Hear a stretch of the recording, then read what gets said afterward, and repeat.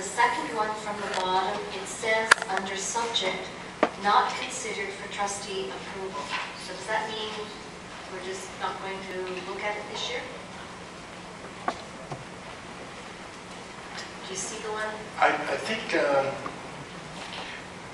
correct me, but I think it was some stereotyping in that particular book, and that's why it would not be considered for use in school.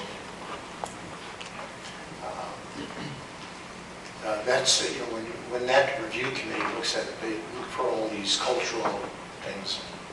So that's where that one's at, thanks. Thank you, Trustee Love. Are there any other questions or comments? Trustee Lynn Campbell. Thank you, Chair Mapes. The chart which shows the enrollment, projected enrollment and facility utilization at our secondary schools, on page, well, on the separate report that was distributed by Linda Kartazinski, it does state that there's 1,059 pupil spaces at Niagara District, but since the Virgil Wing is mothballed, there's really only 700 spaces. So I was just going to ask if senior staff could redo the capacity part of that chart for us for the next meeting, just so we have a clear idea of exactly the student enrollment and compared to the student spaces available at that school. I think the director would like to comment on that. Yes, we can do that. We put it in brackets though because we are bound by the ministry's application of the regulation around pupil places. Thank you, Warren. Any other questions or comments? Trustee Tam. Facility? Yeah. Utilization? I might be in error here. I see the accommodation review guidelines for planning the school program and facility needs. Has that passed through the policy advisory committee yet, or did it first go through program and planning? Superintendent Kartazinski. Trustee Tamanek, that policy has always gone through the program and planning. It has never gone to policy. It's even when it originally was created, it went through program and planning.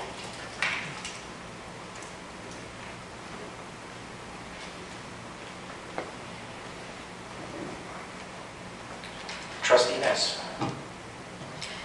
And what we passed tonight is the policy as it is printed here with all of the blue script being what we are voting on tonight, right?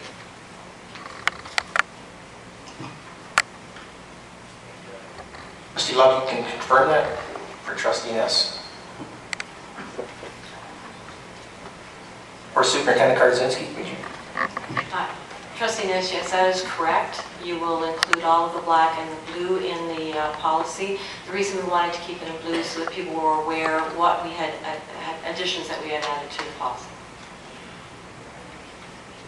Thank you, Superintendent Kartazinski. Trustee Tallett. I may be having a personal problem here, so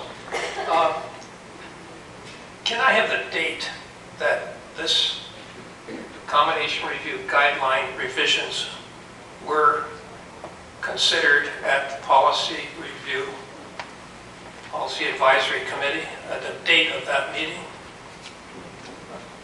Superintendent Kartazinski, can you clarify that, please? Yes, Trustee Tamanek, the original policy was never presented to the policy advisory committee. It went directly to program and planning. I wasn't the superintendent at the time, but I believe because it doesn't deal with our stakeholder groups, it deals mainly with the accommodation reviews that the trustees deal with. So it went directly to program and planning the first time in March 2007.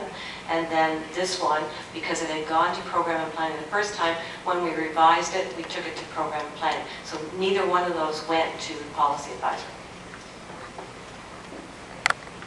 Follow-up, Trustee Tallett. This document claims it was revised for the policy manual in June of 2009, and I don't know of any other policy that has ever bypassed the policy advisory committee to become a part of policy.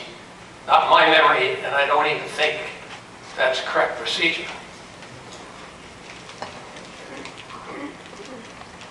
Brenda, would you care to comment? I was going to say, under our board policy manual, there is a provision for the policy generating process, And there are occasions when there is policy that's directly brought to the board, and so this wouldn't be the first occasion that this would happen. And my understanding is this has been our history with the similar type of things like this, like the accommodation review guidelines. There would be other scenarios that I'm sure Superintendent Roth might be able to speak to about certain financial or trustee kind of issues as well. Superintendent Roth, would you care to add on? Yes, the expense reimbursement policy, when the ministry issued new guidelines for all boards to come up with specific policies, they went to the Finance Committee, and the revisions this year also went to the Finance Committee and did not go to the Policy Committee. Thank you. Trustee Tim. It's always been my understanding that all our stakeholders had a chance to voice their opinions and go back to their respective groups in the community and have input into the policies that are formulated and eventually passed in the school board. And I would like to understand, or even be able to accept somehow, that they could be skipped and not have their input in these revisions.